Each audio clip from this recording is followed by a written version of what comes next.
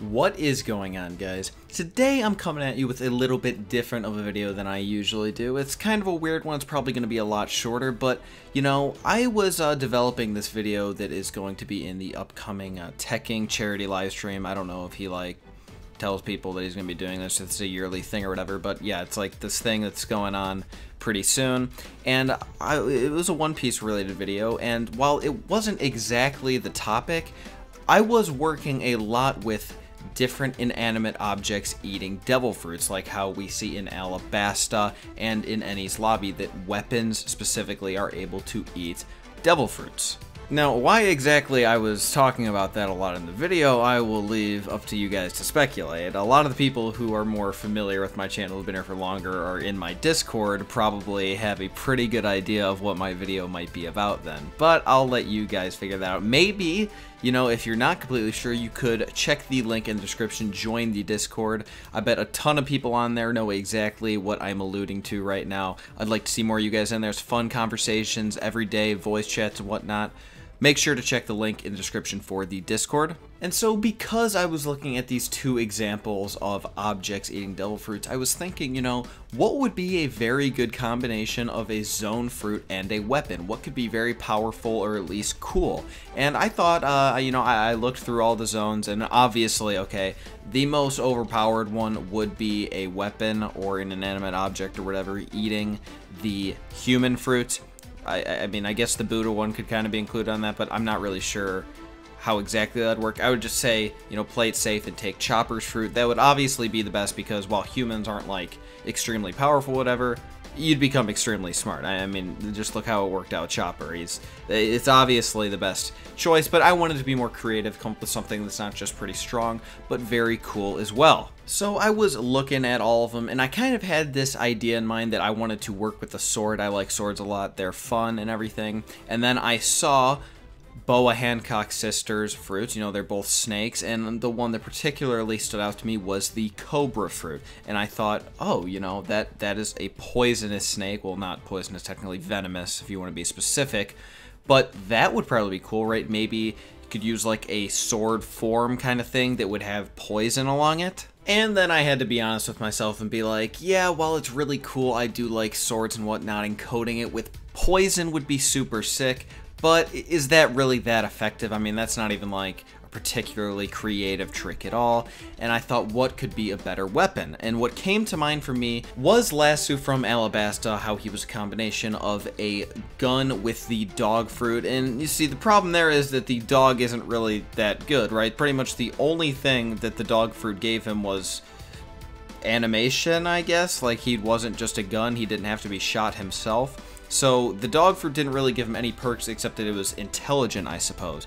But what if we take a gun and we give it the cobra fruit? Because that is the one that really sticks out for me between the Boa sisters. Anaconda's cool and all, right? But a king cobra, like, come on, that's gotta be pretty good. It's more than a venomous snake, so it should be pretty effective. If we have a creature that is using the cobra fruit, that should already be pretty strong. I think it is a fairly powerful zone fruit. I think it's one of the better ones. Didn't exactly make my top 10 list, but it's still up there. I would say it was right on the edge of it. And then you have the power to, like, use gun abilities, I guess. I mean, I'm pretty much just thinking, like, spitting out lead bullets at very high speeds, right? Like, pretty much you can just use your mouth as a gun, and you're spitting out bullets, of course, which would be coated in poison. I think this could be very big, especially considering that in the One Piece world, if you are really worth anything, a gunshot is not going to do anything to you. I mean, really. Let's say Zoro gets shot directly in the heart. We're talking Zoro here, okay? Let's say no hockey. He gets hit in the heart. He's probably fine. I mean, it doesn't make any sense, but this is the One Piece world.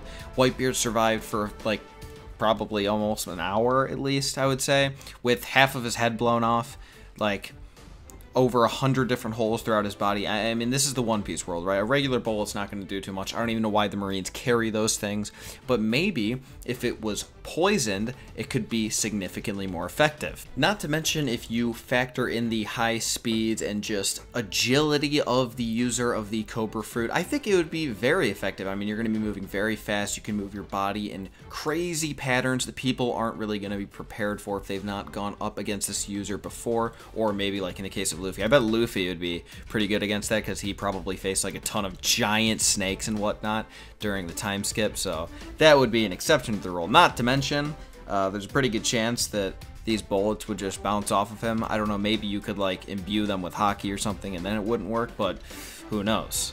And you know, now that I'm thinking about it, even if you could imbue him with hockey and Luffy wasn't fast enough to dodge them, then he probably still wouldn't really be too affected by it anyway because, again, it would just be a normal gunshot wound. Poison really wouldn't take much effect because we're talking about Luffy. Luffy has a ridiculous immunity to poison, so, you know, I guess that wouldn't do too much at all. Luffy is like the perfect counter to this idea. But ignoring Luffy, I think this power could be very, very useful. I mean, just imagine a gun with this fruit going into like Marineford and attacking a bunch of scrubs. I don't think they would stand even the most remote chance ever. The user of this fruit is pretty much giant. I don't know if that's just because the sisters themselves are pretty massive, but I would imagine it at least makes you kind of bigger since they still got bigger even for themselves. So that would be pretty effective, and just using these bullets nonstop with the agility you should have, I think would be huge. I don't think a lot of people would be able to keep up with it unless they're higher level, like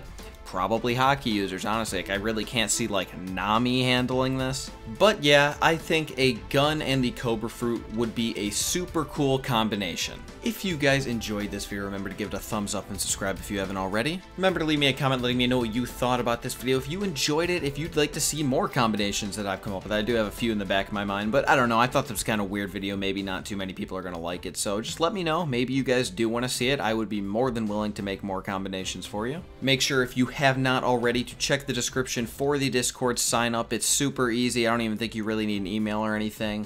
Come in there, come say hi. I like talking to you guys. You are more than welcome to DM me. I respond to pretty much everyone unless they're trolling me, and even then I still usually do. I hope you guys have an excellent rest of your day, and I will talk to you on Friday.